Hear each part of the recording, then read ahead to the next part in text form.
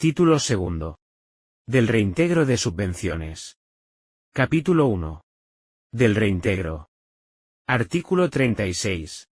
Invalidez de la resolución de concesión. 1. Son causas de nulidad de la resolución de concesión. Las indicadas en el artículo 62.1 de la Ley 30/1992, de 26 de noviembre, de régimen jurídico de las administraciones públicas y del procedimiento administrativo común. B. La carencia o insuficiencia de crédito, de conformidad con lo establecido en el artículo 60 de la Ley General Presupuestaria y las demás normas de igual carácter de las administraciones públicas sujetas a esta ley. 2. Son causas de anulabilidad de la resolución de concesión las demás infracciones del ordenamiento jurídico, y, en especial, de las reglas contenidas en esta ley, de conformidad con lo dispuesto en el artículo 63 de la Ley 30/1992, de 26 de noviembre, de régimen jurídico de las administraciones públicas y del procedimiento administrativo común. 3.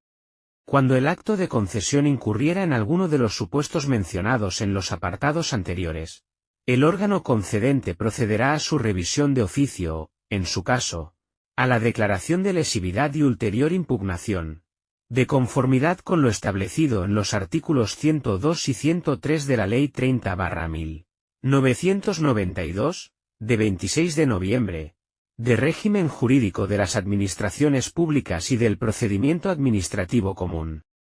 4. La declaración judicial o administrativa de nulidad o anulación llevará consigo la obligación de devolver las cantidades percibidas. 5. No procederá la revisión de oficio del acto de concesión cuando concurra alguna de las causas de reintegro contempladas en el artículo siguiente. Artículo 37. Causas de reintegro. 1. También procederá el reintegro de las cantidades percibidas y la exigencia del interés de demora, correspondiente desde el momento del pago de la subvención hasta la fecha en que se acuerde la procedencia del reintegro, o la fecha en que el deudor ingrese el reintegro si es anterior a esta, en los siguientes casos. Obtención de la subvención falseando las condiciones requeridas para ello o ocultando aquellas que lo hubieran impedido. B. Incumplimiento total o parcial del objetivo, de la actividad, del proyecto o la no adopción del comportamiento que fundamentan la concesión de la subvención. C. Incumplimiento de la obligación de justificación o la justificación insuficiente, en los términos establecidos en el artículo 30 de esta ley, y en su caso, en las normas reguladoras de la subvención. D. Incumplimiento de la obligación de adoptar las medidas de difusión contenidas en el apartado 4 del artículo 18 de esta ley. E. Resistencia, excusa, obstrucción o negativa a las actuaciones de comprobación y control financiero previstas en los artículos 14 y 15 de esta ley, así como el incumplimiento de las obligaciones contables, registrales o de conservación de documentos cuando de ello se derive la imposibilidad de verificar el empleo dado a los fondos percibidos, el cumplimiento del objetivo, la realidad y regularidad de las actividades subvencionadas, o la concurrencia de subvenciones, ayudas, ingresos o recursos para la misma finalidad, procedentes de cualesquiera administraciones o entes públicos o privados, nacionales, de la Unión Europea o de organismos internacionales. F. Incumplimiento de las obligaciones impuestas por la Administración a las entidades colaboradoras y beneficiarios, así como de los compromisos por estos asumidos, con motivo de la concesión de la subvención, siempre que afecten o se refieran al modo en que se han de conseguir los objetivos, realizar la actividad, ejecutar el proyecto o adoptar el comportamiento que fundamenta la concesión de la subvención. G. Incumplimiento de las obligaciones impuestas por la Administración a las entidades colaboradoras y beneficiarios, así como de los compromisos por estos asumidos, con motivo de la concesión de la subvención, distintos de los anteriores, cuando de ello se derive la imposibilidad de verificar el empleo dado a los fondos percibidos, el cumplimiento del objetivo, la realidad y regularidad de las actividades subvencionadas, o la concurrencia de subvenciones, ayudas, ingresos o recursos para la misma. Finalidad, procedentes de cualesquiera administraciones o entes públicos o privados, nacionales, de la Unión Europea o de organismos internacionales. H. La adopción, en virtud de lo establecido en los artículos 87 a 89 del Tratado de la Unión Europea, de una decisión de la cual se derive una necesidad de reintegro. Y, en los demás supuestos previstos en la normativa reguladora de la subvención. 2. Cuando el cumplimiento por el beneficiario o, en su caso, entidad colaboradora se aproxime de modo significativo al cumplimiento total y se acredite por estos una actuación inequívocamente tendente a la satisfacción de sus compromisos, la cantidad a reintegrar vendrá determinada por la aplicación de los criterios enunciados en el párrafo N del apartado 3 del artículo 17 de esta ley o, en su caso, las establecidas en la normativa autonómica reguladora de la subvención. 3. Igualmente, en el supuesto contemplado en el apartado 3 del artículo 19 de esta ley procederá el reintegro del exceso obtenido sobre el coste de la actividad subvencionada, así como la exigencia del interés de demora correspondiente. Artículo 38.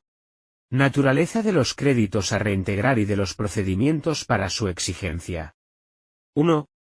Las cantidades a reintegrar tendrán la consideración de ingresos de derecho público, resultando de aplicación para su cobranza lo previsto en la Ley General Presupuestaria. 2. El interés de demora aplicable en materia de subvenciones será el interés legal del dinero incrementado en un 25%, salvo que la Ley de Presupuestos Generales del Estado establezca otro diferente. 3.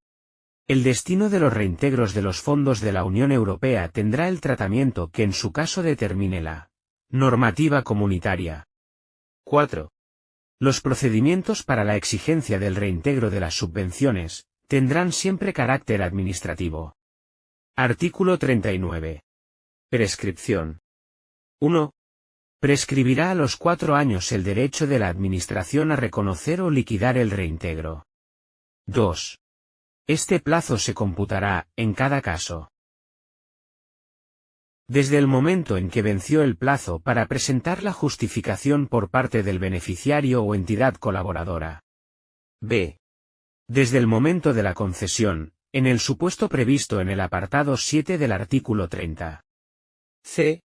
En el supuesto de que se hubieran establecido condiciones u obligaciones que debieran ser cumplidas o mantenidas por parte del beneficiario o entidad colaboradora durante un periodo determinado de tiempo, desde el momento en que venció dicho plazo.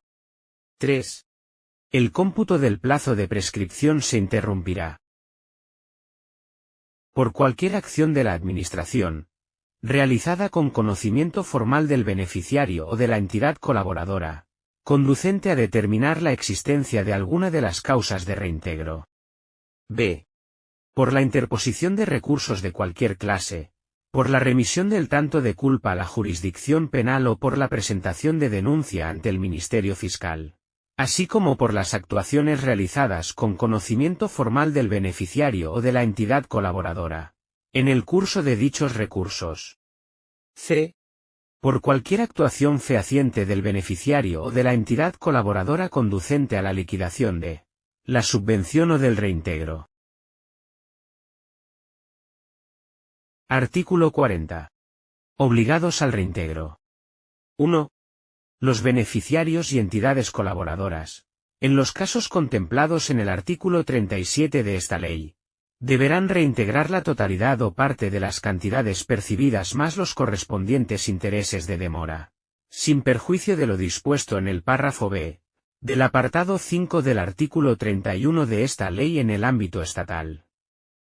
Esta obligación será independiente de las sanciones que, en su caso, resulten exigibles. 2. Los miembros de las personas y entidades contempladas en el apartado 2 y en el segundo párrafo del apartado 3 del artículo 11 de esta ley responderán solidariamente de la obligación de reintegro del beneficiario, en relación a las actividades subvencionadas que se hubieran comprometido a efectuar.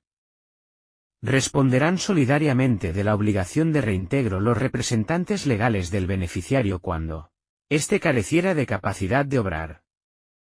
Responderán solidariamente los miembros, partícipes o cotitulares de las entidades a que se refiere el apartado 3 del artículo 11 en proporción a sus respectivas participaciones, cuando se trate de comunidades de bienes o cualquier otro tipo de unidad económica o patrimonio separado. 3. Responderán subsidiariamente de la obligación de reintegro los administradores de las sociedades mercantiles, o aquellos que ostenten la representación legal de otras personas jurídicas, que no realizasen los actos necesarios que fueran de su incumbencia para el cumplimiento de las obligaciones infringidas, adoptasen acuerdos que hicieran posibles los incumplimientos o consintieran el de quienes de ellos dependan. Asimismo, los que ostenten la representación legal de las personas jurídicas, de acuerdo con las disposiciones legales o estatutarias que les resulten de aplicación, que hayan cesado en sus actividades responderán subsidiariamente en todo caso de las obligaciones de reintegro. De estas. 4. En el caso de sociedades o entidades disueltas y liquidadas, sus obligaciones de reintegro pendientes se transmitirán a los socios o partícipes en el capital que responderán de ellas solidariamente y hasta el límite del valor de la cuota de liquidación que se les hubiera adjudicado. 5. En caso de fallecimiento del obligado al reintegro, la obligación de satisfacer las cantidades pendientes de restitución se transmitirá a sus causahabientes, sin perjuicio de lo que establezca el derecho civil común, foral o especial aplicable a la sucesión para determinados supuestos, en particular para el caso de aceptación de la herencia a beneficio de inventario.